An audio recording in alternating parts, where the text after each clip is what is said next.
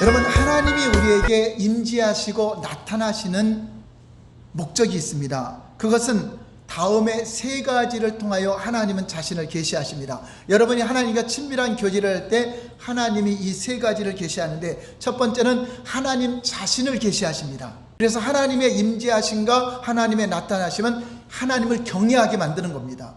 하나님과 친밀한 교제를 원하시기 때문에 당연히 계시하는 것입니다. 그러니까 여러분들이 친밀한 교제를 가지려고 하면은 주님의 음성을 들을 수 있고 환상으로 계시로 알려주시기도 하고 하나님 자신을 알게 하신다는 것입니다. 그리고 두 번째는 무엇을 계시하느냐? 내가 할 일을 너에게 알려주겠다.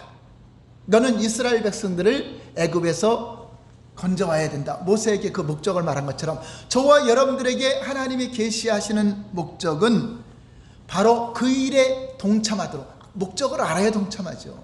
하나님이 무엇을 행하실 것인가를 알아야 여러분 삶 속에서 하나님 나 같은 자를 어디에 쓰시려고 주님 부르셨습니까? 그럼 주님이 나타나셔서 나는 네가 여기 직장에 들어가길 원한다. 나는 네가 이것을 하길 원한다. 나는 네가 여기서 이 직분을 맡기를 원한다. 교회 안에서도 직분도 마찬가지입니다. 주님, 나는 저거 하고 싶은데요. 그것이 직분이 아니라 주님, 나를 필요하는 것이 무엇입니까? 하나님이 임명하는 그 직분을 맡는 것을 말하는 것입니다. 저는 그거 못하는데요가 아니라 하나님의 뜻이면 순종하겠습니다 하는 그러한 것을 말씀하고 있는 것입니다. 그래서 하나님은 첫 번째 자신을 계시하시고, 두 번째는 목적을 계시하시고, 근데 목적을 들었어요. 하나님이 나를 통해서 이것을 하기를 원하시는구나. 그래도 어떻게 해야 되는지 모르죠. 근데 하나님은 그것까지 계시하셔요. 세 번째는 목적을 이루기 위해서 어떻게 행할 것을 계시해 주신다. 한번 따라서 할까요? 하나님은 나의 행할 길을 계시하여 주신다. 여러분, 성경에 보면 아나니아에게 정확히 말해주는 어느 곳으로, 어느 지역으로 가면 누가 있을 것이고 그에게 안수하면 하나님이 그 눈을 열어줄 것이다. 정확하게 계시하는 것처럼, 모세에게도 계시한 것처럼 여러분 삶 속에, 여러분 심령에, 여러분 내적인 음성으로 하나님은 정확하게 알 수 있도록 하신다고 하는 것입니다. 이 세 가지입니다. 첫 번째는 하나님 자신을 계시하시고, 두 번째는 목적을 계시하시고, 세 번째는 그 목적을 이루기 위해서 어떻게 행할 하나님의 행하심을 보고 순종하도록 계시한다고 하는 것입니다. 그리고 하나님의 목적은 우리 인간의 차원으로 할 수 있는 것이 아닙니다. 하나님의 차원으로, 하나님의 공급하심으로 할 수 있기 때문에 초자연적인 능력도 나타낸다고 하는 것입니다.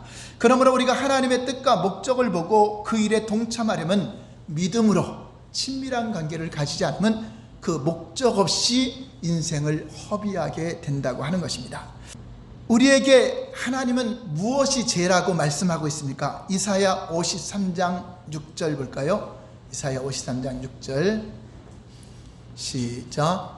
우리는 다 양 같아서 그릇 행하여 각기 제 길로 갔거늘 여호와께서는 우리 모두의 죄악을 그에게 담당시키시리로다. 우리가 다 양 같아서 그릇 같다. 하나님 말씀의 길, 하나님의 행하심의 길로 가야 되는데 그릇 같다고 하는 것은 각기 제 길로 간 것을 죄라고 하는 것입니다. 여기서 악에서 떠난 것은 한번 따라서 할까요? 각기 제 길로 가는 게 악이다. 그럼 무슨 말이에요? 내가 주인 되어 살아가는 삶이 악입니다. 우리는 하나님의 뜻과 목적 가운데, 주의 말씀 가운데 그 길을 행해야 되는데 각기 내가 주인이 되어서 가는 삶을 악한 길이라고 하는 것입니다. 그 죄악을 주님이 담당하셔서 이제 다시는 우리가 자신의 길로 가지 말고 하나님이 지시하시는 목적으로, 믿음으로 주님을 인정하고 살아가는 것을 하나님께 돌아왔고 신앙생활을 한다고 하는 것입니다. 고린도후서 5장 15절일까요? 시작. 그가 모든 사람을 대신하여 죽으심은 살아있는 자들로 하여금 다시는 그들 자신을 위해 살지 않고 오직 그들을 대신하여 죽었다가 다시 살아나신 이를 위하여 살게 하려 하십니다. 다시 죽었다가 살아나신 이가 누구죠? 예수님. 예수님을 위하여 사는 인생이 되어야 된다는 것입니다. 여러분 삶의 현장에서 하나님의 뜻을 이루고 하나님의 목적을 이루는 삶이 돼야 여러분 삶이 진정으로 유익된 삶이 된다고 하는 것입니다. 하나님은 소원이 하나입니다. 우리와 동역하며 함께 살기를 원하는 겁니다. 데살로니가 전서 5장 10절 볼까요? 시작. 예수께서 우리를 위하여 죽으사 우리로 하여금 깨어있든지 자든지 자기와 함께 살게 하려 하십니다. 그런데 함께 살기를 원하는데 하나님이 없는 것처럼 살면 안 되잖아요. 하나님은 내 앞에도 계시고 내 안에도 계시고 우리 가정에도 함께 계세요. 그럼 그분이 주인이시기 때문에 그분께 물어봐야 돼요. 주님, 어떻게 할까요? 한번 따라서 할까요? 예수님, 어떻게 할까요?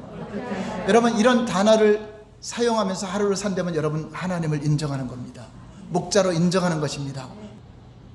우리는 순간순간마다 주님 어떻게 할까요? 예수님 어떻게 할까요? 주님 어떤 말을 할까요? 내가 무엇을 해야 될까요? 이런 계획이 오늘 있는데 하나님의 뜻이 무엇입니까? 하고 여러분 자꾸 물어야 돼요. 그러니까 주님은 들으신다 안 들으신다? 여러분 앞에 계세요. 여러분 눈앞에 계세요. 그게 하나님을 섬기는 자의 삶이라고 하는 것입니다. 그러므로 첫 번째 하나님이 주도권을 가질 때 우리가 두 번째 동역은 동참을 해야 된다 하는 것입니다. 하나님께서 주도권을 잡으시고 하나님의 자원으로 우리 하나님의 목적을 성취하시되 하나님은 사람을 통하여 함께 동역하며 그 일을 이루십니다. 하나님은 하나님 스스로 강제로 역사하는 것이 아니라 사람을 통해서 땅을 정복하고 다스리기로 작정하셨기 때문에 반드시 사람이라는 동역을 통해서 하나님의 초자연적인 역사도 나타나게 되는 것입니다. 여러분, 엘리야 시대에 아방이 통치하고 있었습니다. 그 부인은 우상을 섬기는 이세벨이었습니다. 그래서 하나님은 3년 6개월 동안 비가 오지 않게 하고 또 3년 6개월 후에 비가 오게 하셨습니다. 이 일을 통해서 하나님의 계획이지만 엘리야가 동역을 함으로써 그 일이 이루어지게 됩니다. 이스라엘 백성들에게 비가 오지 않는 것도 엘리야의 뜻이 아니라 하나님의 뜻이었고 또 비가 오는 것도 하나님의 뜻이었습니다. 열왕기상 18장 1절 볼까요? 시작. 많은 날이 지나고 제3년에 여호와의 말씀이 엘리야에게 임하여 이르시되 너는 가서 아합에게 보이라. 내가 비를 지면에 내리리라. 엘리야가 아합왕을 만나기 전에 이미 비를 준다고 약속했어요, 안 했어요? 약속했습니다. 하나님의 계획. 그런데 그냥 비가 오지 않습니다. 그 일이 이루어지기 위해서 엘리야는 그 뜻을 이루기 위해서 기도했다고 하는 것입니다. 그리고 실제로 아합왕을 만났고 하나님이 하시고자 하는 계획 속에 그가 동참을 한 것입니다. 열왕기상 18장 41절까지 어떻게 동역했는가? 시작. 엘리야가 아합에게 이르되 올라가서 먹고 마시소서. 큰 비 소리가 있나이다. 아합이 먹고 마시러 올라가니라. 엘리야가 갈멜산 꼭대기로 올라가서 땅에 꿇어 엎드려 그의 얼굴에 무릎 사이에 넣고 그의 사환에게 이르되 올라가 바다 쪽을 바라보라. 그가 올라가 바라보고 말하되 아무것도 없나이다. 이르되 7번까지 다시 가라. 7번째 이르러서는 그가 말하되 바다에서 사람의 손만한 작은 구름이 일어나나이다. 이르되 올라가 아합에게 말하기를 비에 막히지 아니하도록 마차를 갖추고 내려가소서 하라 하니라. 아멘.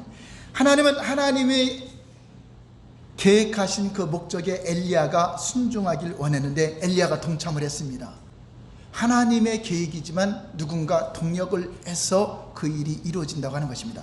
그러므로 저와 여러분들에게도 성경에는 수많은 약속이 있어요. 그러나 여러분이 이 약속을 붙잡고 거기에 내가 동참할 때 하나님의 역사는 어제나 오늘 영원토록 이루어지는 역사가 나타난다고 하는 것입니다. 할렐루야.